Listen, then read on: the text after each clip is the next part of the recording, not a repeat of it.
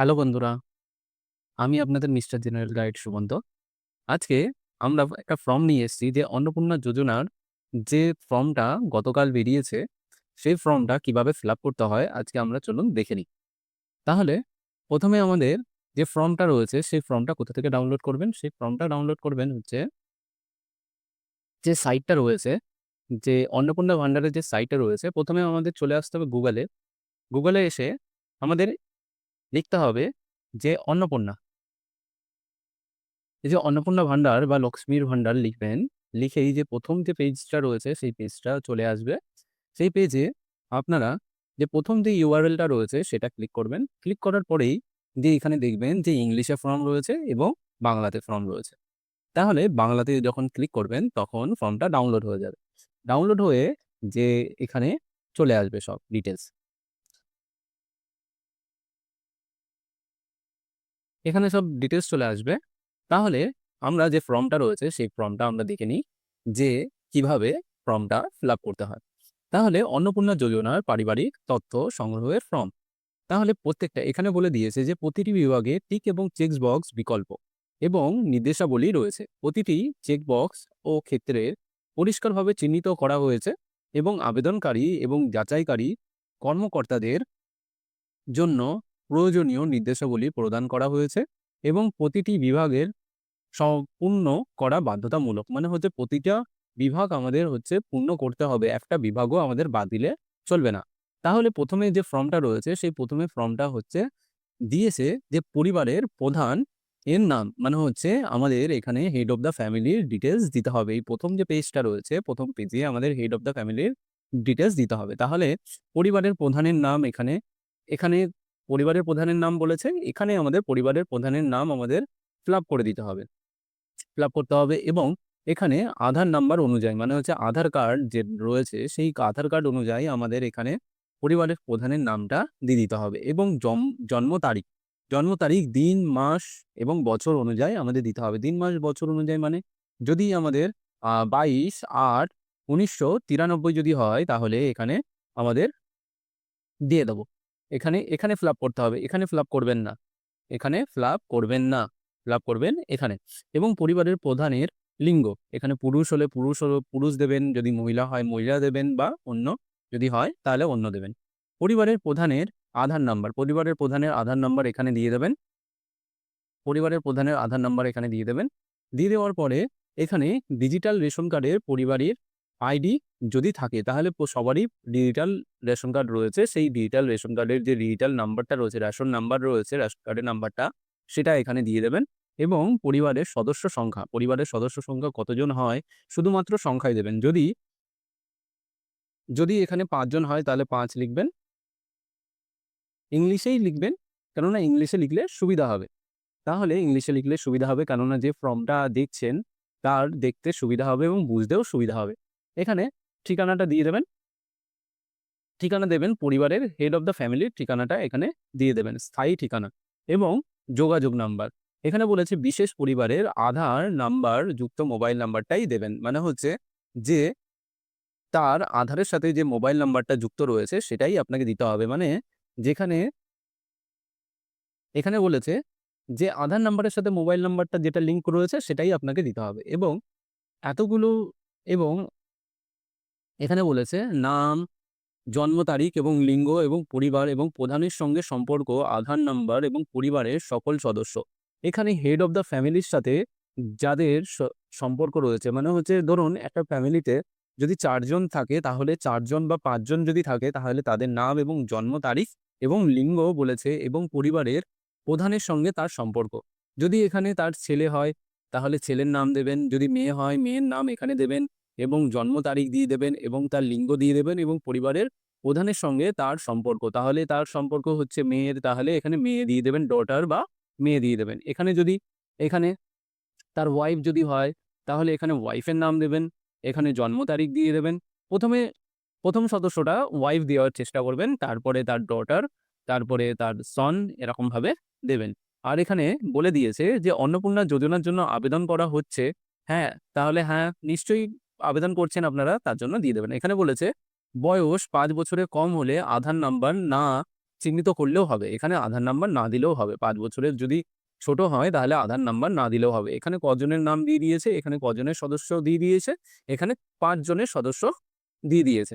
যদি ৫ জনের বেশি হয় আপনাদের ফ্যামিলিতে তাহলে অন্য ফর্ম নিতে হতে পারে।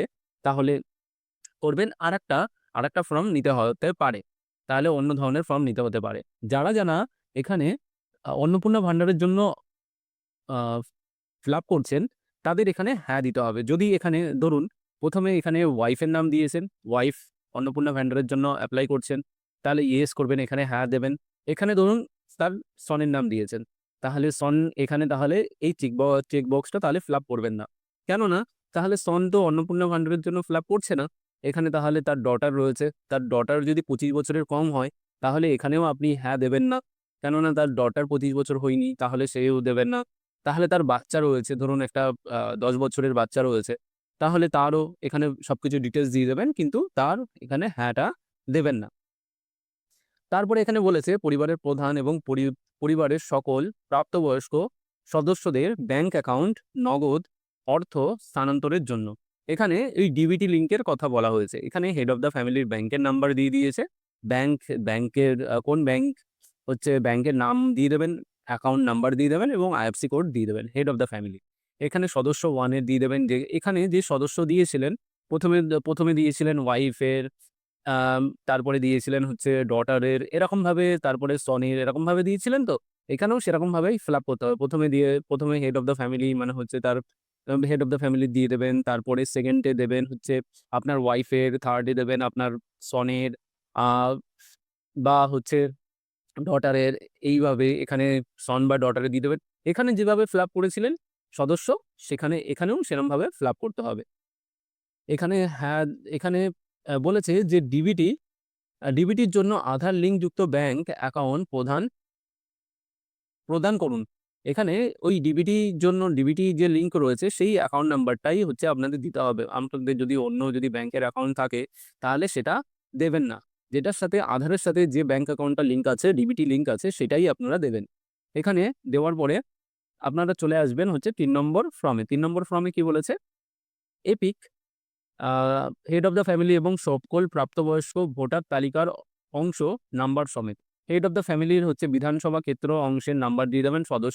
সদস্য 1 এর এপিক নাম্বার দেবেন। এখানে এপিক নাম্বার দিয়ে দেবেন এবং এখানে বিধানসভা ক্ষেত্র এবং অংশের নাম দিয়ে দেবেন। এখানে সদস্য 1 এপিক নাম্বার মানে হচ্ছে আমার কাছে একটা ডেমো ফর্ম রয়েছে। ডেমো ফর্মটা আপনাদের দেখাচ্ছি। আ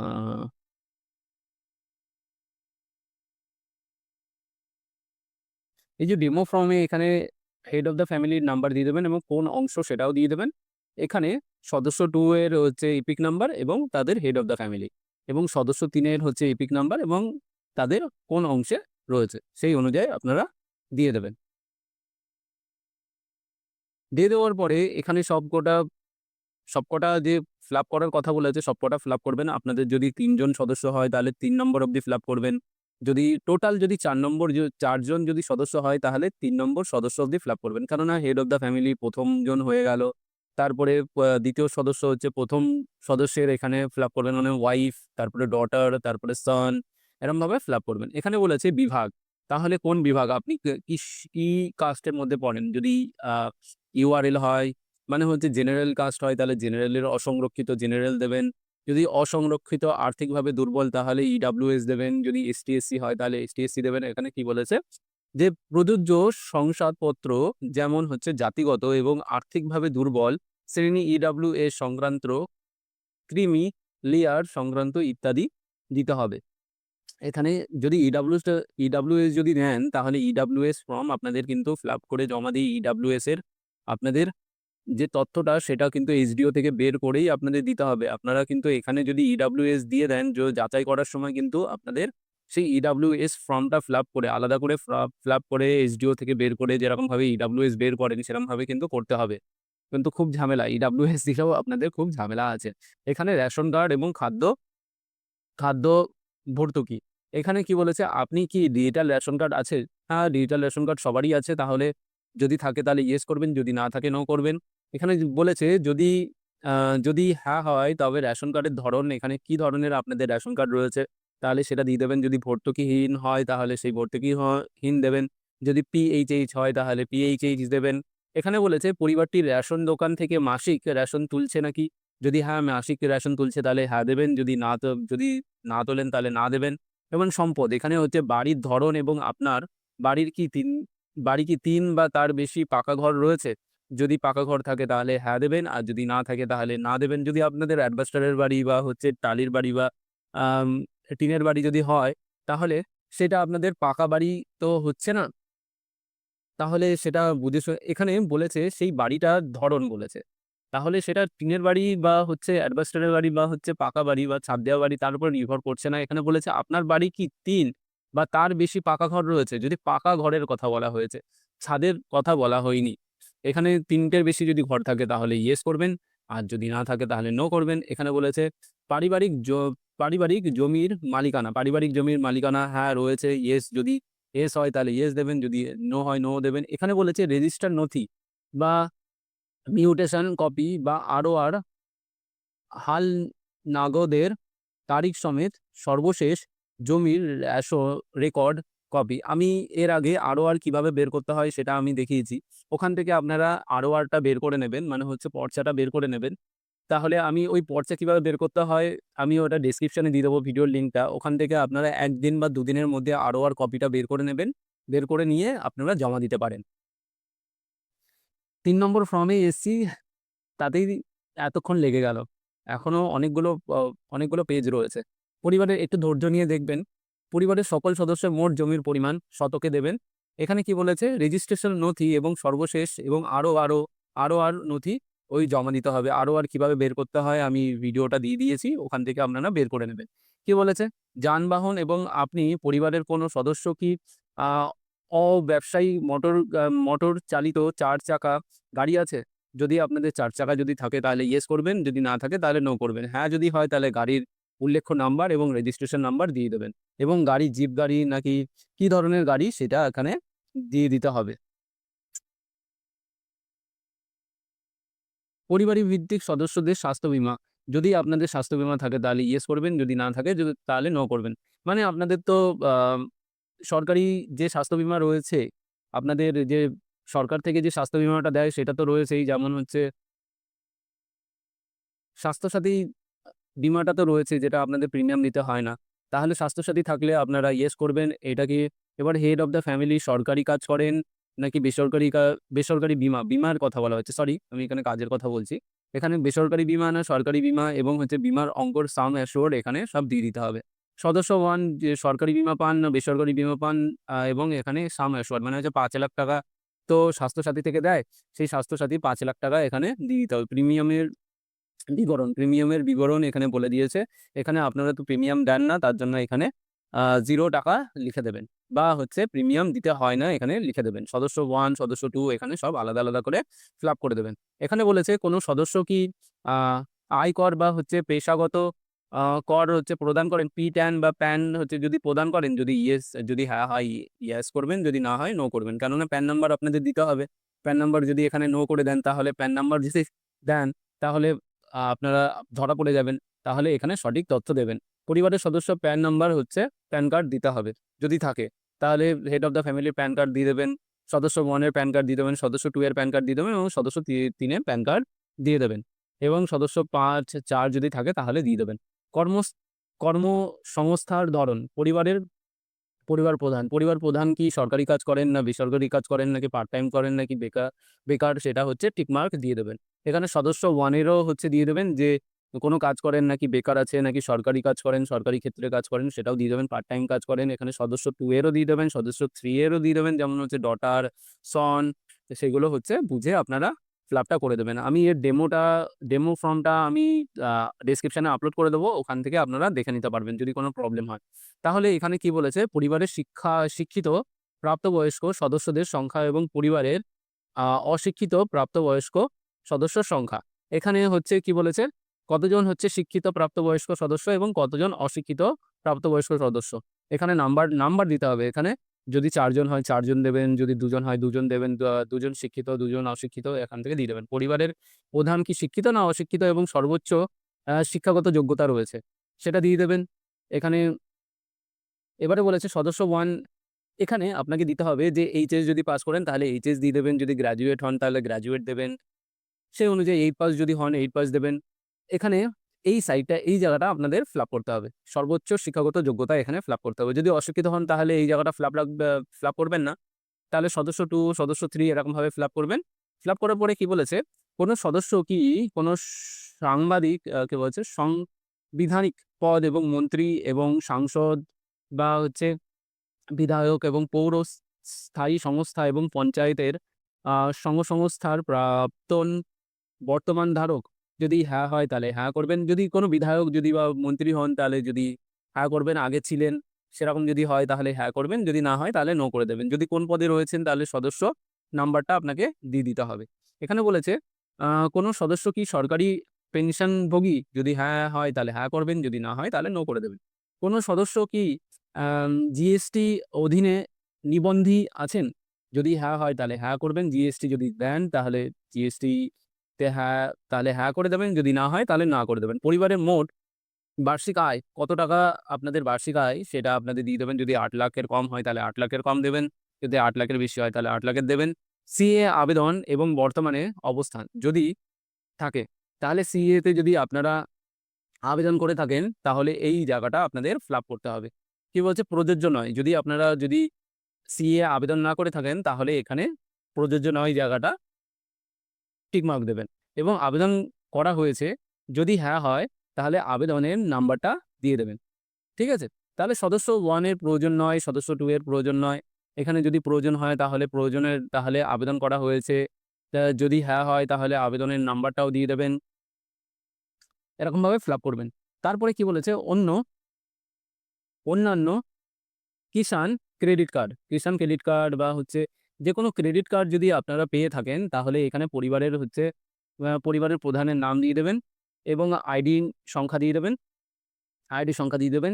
যে তারিখে ইস্যু হয়েছে সেই তারিখটা দিয়ে দেবেন কিষাণ ক্রেডিট কার্ডের। যদি আপনাদের যদি না থাকে তাহলে এখানে এই জায়গাটা আপনারা ব্ল্যাংক রাখবেন, ফিল আপ করবেন না। এখানে বলেছে এখানে বলেছে যদি এসআইআর এর নাম বাদ পড়ে থাকে এবং তবে মামলাটি ট্রাইব্যুনালে বিচারাধীন তাহলে পরিবারের প্রধান এবং হচ্ছে প্রযোজ্য নয়। যদি আপনারা এসআইআর এর জন্য ট্রাইব্যুনালে যদি এপ্লাই যদি না করে থাকেন তাহলে প্রযোজ্য নয় করবেন। যদি না হয় তাহলে না করবেন এবং যদি হ্যাঁ হয় যদি হ্যাঁ হয় তবে মামলাটির বিবরণ আপনাকে এখানে দিয়ে দিতে হবে। মামলার বিবরণটা কোথায় দেবেন? মামলার বিবরণটা এখানে দিয়ে দেবেন। কোথায় দেবেন? এই জায়গাটা দেবেন। ঠিক আছে? নির্দেশনা এখানে দিয়ে দেবেন। দিয়ে মামলার বিবরণটা এখানে দিয়ে দেবেন। এই যে এখানে কিন্তু নেই, কিন্তু এই দাগটা এখানে নেই। কিন্তু তাহলে আপনাকে এই জায়গা থেকে শুরু করে এই জায়গাগুলো এর নিচে ফিল আপ করতে হবে। তাহলে ফিল আপ করে এখানে দিয়ে দেবেন। এখানে কি বলেছে? সামাজিক মর্যাদা এবং হচ্ছে নির্ভরশীল ব্যক্তিগণ। এখানে কি বলেছে? এখানে বলেছে যে বিদ্যালয়ের অধ্যয়নের পরিবারের সকল শিশুর বিবরণ। এখানে হচ্ছে যারা বিদ্যালয়ে পড়ছেন তাদের সকল শিশুর বিবরণটা দিয়ে দিতে হবে।